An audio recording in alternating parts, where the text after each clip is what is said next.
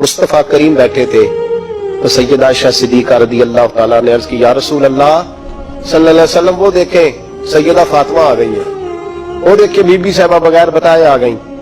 हज़रत फातिमा ज़हरा आई, हुजूर ने फरमाया फातिमा बगैर इत्तला के।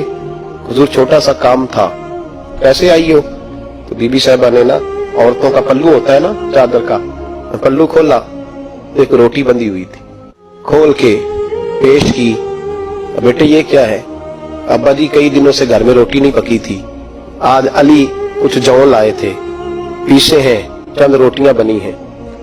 तो बच्चों ने तो खा लिया, तो मेरे सामने भी एक रोटी आई थी, मैंने लुकमा तोड़ा तो मुझे ख्याल आया पता नहीं मुस्तफा ने खाया है कि नहीं खाया, पता नहीं हुजूर ने रोटी खाई है कि नहीं। तो हुजूर मैं लेके हाजिर हो गई हूँ, मेहरबानी फरमाए। फरमाया बेटे बैठ जा। हजरत फातिमा भी बैठ गई। सैयदा आयशा कहती हुजूर भी बैठ गए। फरमाया फातिमा कितने दिनों से नहीं खाया?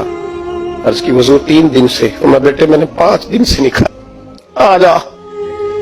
दोनों बाप बेटी मिल के खाते। रोटी 2 हिस्सों में हुजूर ने बांटी। फरमाया चल आधी तू खा, आधी मैं खाता हूँ।